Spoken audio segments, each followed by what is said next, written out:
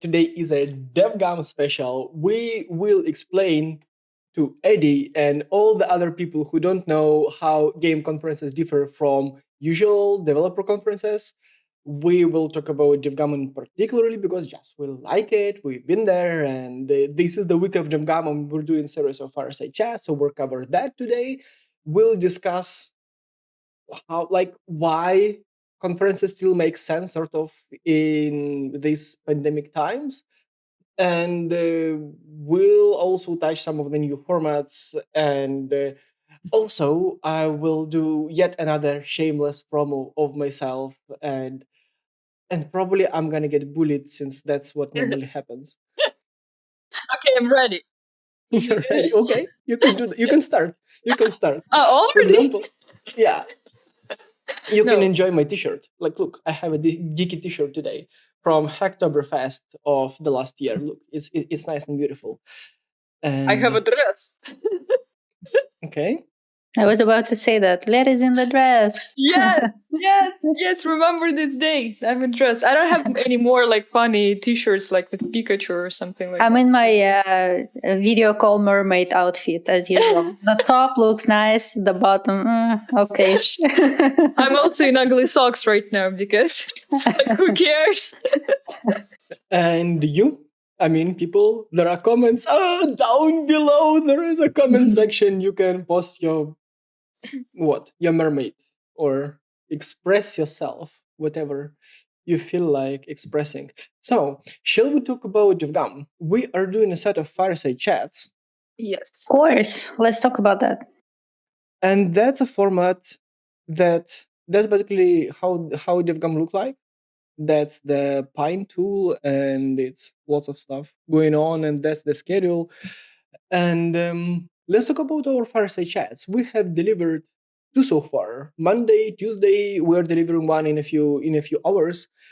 I don't know how it was for you, but for me, when I was like, I know that we have 25 minutes, I cannot ask more kind of other questions because I know that like we have 4 questions that the speaker has to answer. So like you're kind of following the script or something. So as I saw that we have the more interesting conversations before actually the recording and after the recording. Right. And one more very important rule is not to stop the conversation after you ask the last question and the speaker answered, because sometimes things get messy. And they're still showing us you're still live. But right. we didn't do this mistake. Yeah, but like that's good. We kind of all the lives, we actually also recorded them, and we're sort of remixing them and pushing them. Guess what we're gonna do now? They should be down below. It ends up with us sort of just talking about more or less random stuff and trying to be whatever funny. And I think it sort of makes sense since nobody wants to just listen to lectures anymore. Like, there is no focus, there is no mood. And what's your opinion? If you want to watch lectures, you can go to one of the webinars, right? And just enjoy the slides and all the stuff. But what we do, it's a little bit different. Write in comments if you want Oleg to stop showing this in the creepy cam. Yeah, when we get 100,000 likes, he will stop. That's a good motivation, people. As fast as possible. Maybe. And maybe not. No, if you watch till the end of the session, or you can just skip till the end of this video, I'm explaining the setup that takes the technical setup for all this to happen. For example, how we ship this to the government, any other technical conference sort of. That's one of the reasons you don't ask so many questions as usual, because you get to do a lot of stuff there, like technical stuff, and it's me and Vera. But also it makes sense. The world. I actually like it. I mean, I think it gets better when I am occupied with buttons and problems. And since I'm naturally loud. We know that. Just like, you also know that. And when I mean, I do it accidentally. It's not that I'm just mean or like very self-centric. It's natural to me. So when I'm occupied and you two take more airtime, actually, I think the show gets better. We know that. I mean, not the show gets better. That's cool, of course. But you being all natural and asking a lot of questions, we know that, and we admire that. So it's good. That's part of the show, right? Yeah. The warm-up thingy. I mean, normally when we introduce speakers, or like when speakers get introduced, it's like, that's the very important dude who works at a very important company and does very important decisions, and he's very important. And when we introduce speakers, it's like, yay, that's one. He failed as a programmer, or something like that. And people like it. I mean, the speakers themselves, when they're introduced in a funny way, they sort of like it. But we try to balance it out. And if you watch, there should be. That's why we have me and Karina, because I'm introducing the things that I remembered.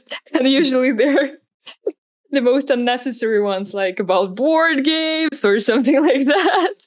And Karina is introducing as a serious woman. Well, yeah, I'm trying to make it a little bit more in a formal way, but just a one sentence introduction works for me. So yeah, I guess that's pretty good balance, because like when in usual lectures, when you start like listening, there's like 10 minutes of this dude was born and then in 2009 and then he's so cool and he moved to another important company and another important company and he's so important. This is how I introduce myself normally. Yeah, that reminds a lot of Oleg's stories about something.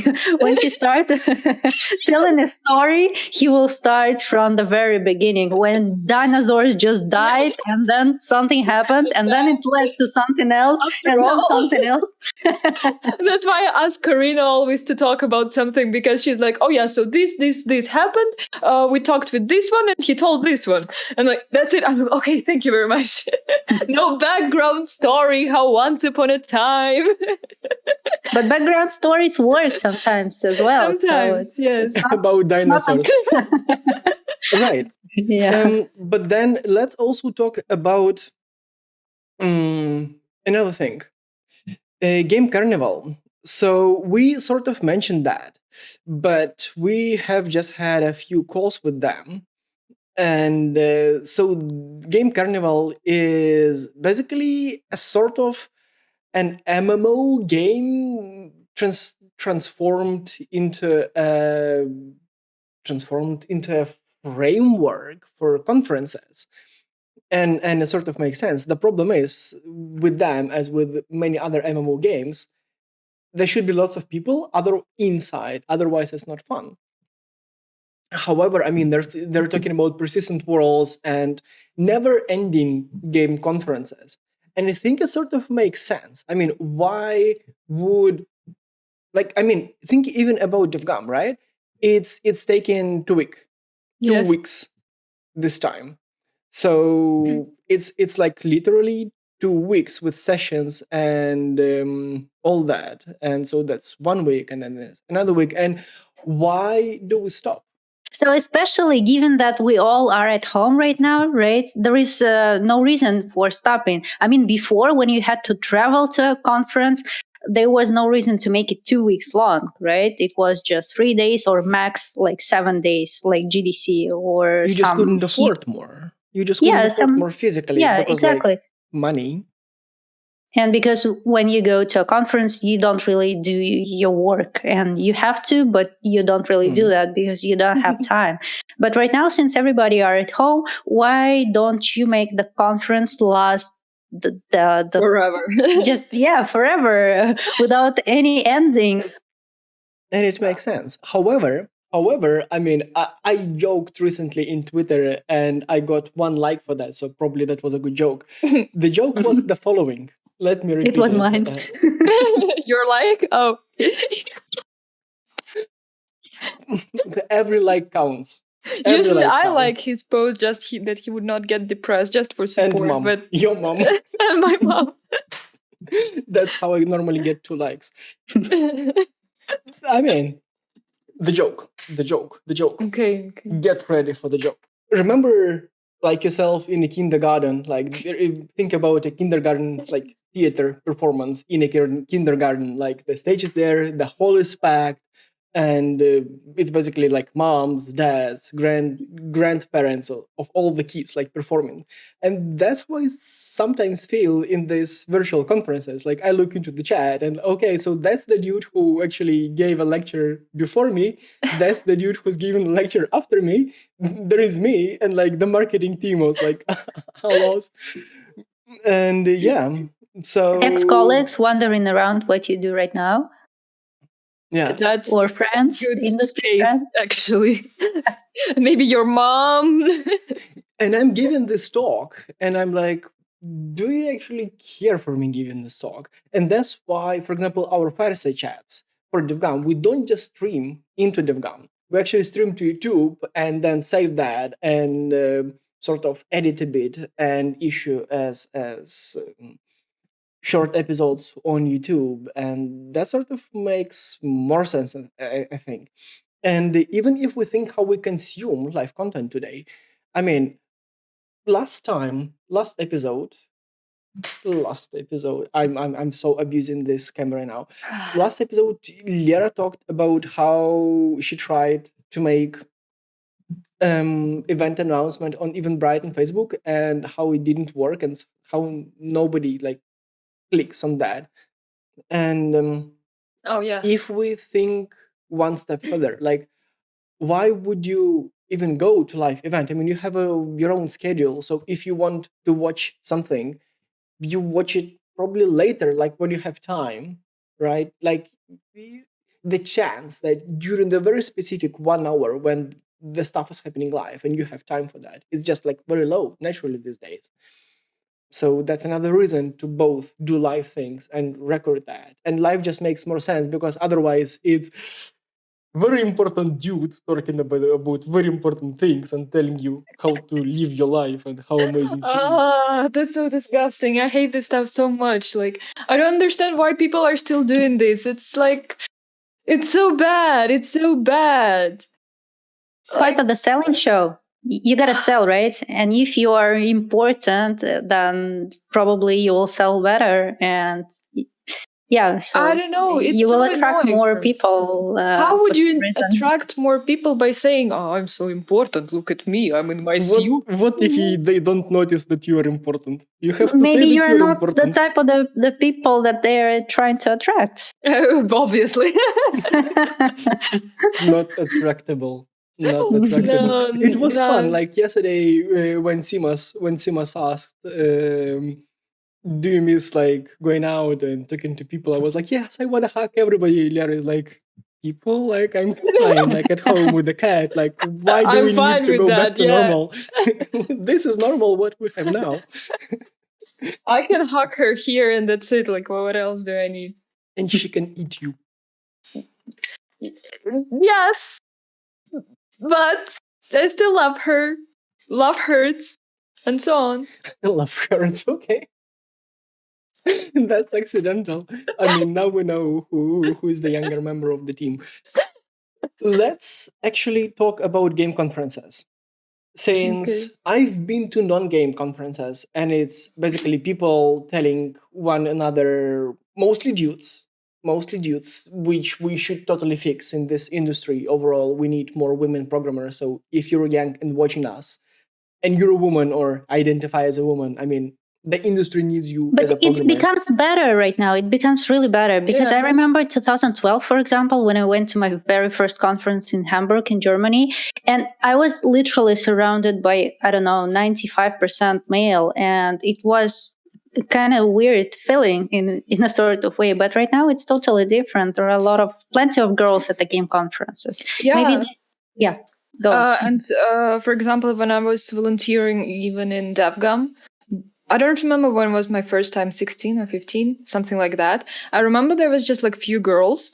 And next year's when I was volunteering there, the guys brought their girlfriends with them. And I was like, oh, that's so cute. So there were like way more girlfriends and they were like actually interested in what's happening there. And they were like super cool. So yeah, I like the tendency. game conferences are just naturally different from usual developer conferences.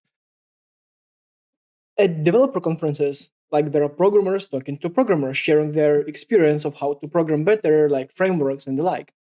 At game conferences, you have people like Clara, people like Karina, people like myself, people unlike us, who are sound designers, who are producers, who are managers of all kind. But where I'm going is that to make a game, and game is like a piece of art normally, right? You need screenwriters, script writers, well, artists, animators, like people of all technical and non-technical backgrounds to make this piece of art that we call a game. You need like to put it all together. You need a game engine. You need animation tools, drawing tools, like many other, many different people have to come together to make a game, and they all come to a developer conference and they interact and they have to learn to work with each other and learn from each other. And that's one thing. So people who attend the game conferences are different, and I'm talking about B2B conference, right? Not like a showcase like Gamescom, for example, or PAX. That's one thing. And those are only people who are actually making the game. But what about promotion and marketing? And I mean, some partnerships. This is like another side of that, which is also very, very huge. And I think it's even bigger than, well, maybe not, but it's maybe the same size as the development size. Yeah. And then people still show their games, their craft, right? It's like the celebration, and that's one of the reasons for us all to miss that experience of talking to all the different people that are sort of outside of your natural cycle. Well, for me, it looks like more a big party. You come somewhere, like when it was offline, obviously. You come somewhere, there are games, there are like some people that you know, that you are getting know each other, and you're playing something, you're talking with someone, getting drunk, and so on and so on. So it looks like a big party. We have just walked through game conferences through youngster eyes. I was about to mention the main rule at the conference is not to get your first meeting at 9 a.m. in the morning. Otherwise, you end up all alone without anyone showing up because of the endless parties up there. And typically, people are trying to set their very first meeting at like 10 or 11, even, so that you'll have more chances. I have one more thing I wanted to show or to share. An article from Financial Times, and you know where to find it. I won't show it today. So, Financial Times did an article about social media is opening new generation gap, and it's sort of fun, like how Gen Z disapproves of millennials sharing private data, using emojis, having an email address, and that's already fun. But then I'm starting reading that, and the very start is about the unfashionable camera angle, and you know what I'm saying. And it's I posted this article to a chat of technical writers, like a huge one, and the reactions were quite fun, as the reaction here in the comments at Financial Times, where older people are like I especially like the comment where somebody says like, as a boomer, I enjoy so much that eventually like millennials got their beating as well from Gen Zs. And yeah, and interestingly enough, obviously, I promised that shameless plug. Here is my promo. I did write an essay pretty much about the same things right few days before I found this Financial Times article, and I did a clickbaity title that sort of hints that I'm gonna bully somebody about their age, and that's not what the article is about. The article is pretty much about, you know where to find the link to the article. By the way, what is creepier, where I'm doing this thing or this thing? Let Lera answer. Everything. Everything I do is creepy. That is so nice of you. That's the instant approval. Anyways, the article is about, I'm comparing pretty much how we, that you, me, even Lera and Karina, how in you're so funny. I know, right? I know. Fun is my second name, huh? Yeah, let's go. Yes, I was allowed to speak. So nice. How in spring we were like, yay, there is a nice conference. It just went virtual. I can attend it and meet all the nice I can speakers. attend all of them. Right? Yeah. And it's free and all that. And now we're in autumn. It's November, and it's like, shut another conference. I don't have time for that. And also, it's important. It's fun. Like how in spring is like, hey, I'm saving so much time for commuting. It's so fun to work at home from home. And now again, in autumn, we're like, shit, the work never stops. I wake up and I start working. Then I stop working and go to bed. And we just had a call with BizDev, and he said that he woke up at 7 a.m., like in the morning, to have his first call, and then he went to bed at 2 a.m. night because he just finished his last call. And this is what all that is about, actually, having an endless call, and you are ending up working more than usual, actually, because you're at home and you're taking so much. There was one more very, very fun comment in this Financial Times article. Someone saying so that GenZ is gonna love email as soon as they will be able to form a sentence or something. Yeah. I don't know. It just brings a lot of anxiety to me. I told you before that previously, I guess 1 year ago, me and my ex-roommate, we were sitting and trying to write her email for university. Both of us for the whole evening, we were like, oh my God, how are we supposed to write this? Oh my God. So should we start from hello or good evening? Or if it's already a day for him, should we write good afternoon? So well, that's what the dude in the Financial Times article's comments implied, that as soon as you figure out how to conduct a single sentence that makes sense, you'll love it. No. I still hate it because it's you can just type in Messenger hey, what's up? What should I do for my classes? And that's it. Why would I need formal good afternoon? And expect him answer instantly, huh? Yeah. Because who is checking emails? No one checking emails. I'm checking my email once in a half a year or something. Well, I know there's a lot of trash going on there. I don't know. That's true. And you have to sort out that trash sometimes. No, I'm not doing this. I'm just getting new email and that's it. Email is where you get your reset password links and spam. That's how Lera puts it. Shall I show you a bit of spam or something? So that was the ad for a webinar on how to unlock GenZ audience for your app today. It's just so, all the triggers, an email about for a webinar about GenZs. It's I don't know. It's just terrible in my opinion. I don't know. I don't have anything to say about this. Who would create barbecue summit about vegetarians? Yeah, the same shit. Yeah. No emails to Lera, no long stories for Alec, and I guess I'm the one being silent and listening to you guys here. This is how people know who is clever. So I'm pretending, doing my best. Yeah. All right. Shall we agree to disagree? And now it's time for the technical roundup. And that bit of a video is here from that fireside chat with Simas and the other fireside chats and the whole fireside chat with Simas, where Lera tortures him. Why it took so long for him to understand that he doesn't like coding?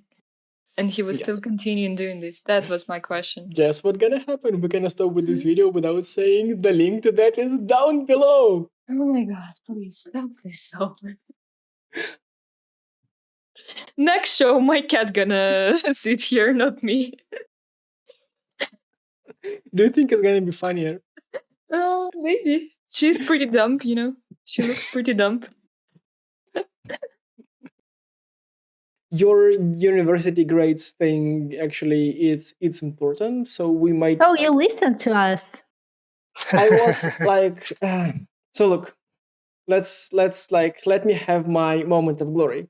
So this is where I monitor how we stream. So that's the window onto the server that puts us into 3 other streams: YouTube, the conference, and the backstage. But the backstage didn't work. Now this is where I have both the conference and the backstage monitor, and this is where I'm communicating with the conference team, and this is where basically I have lots of technology things going on. Yeah, there is a lot of going on your side. We got so that. the answer is yes. I've been listening very attentively. Okay. Nice.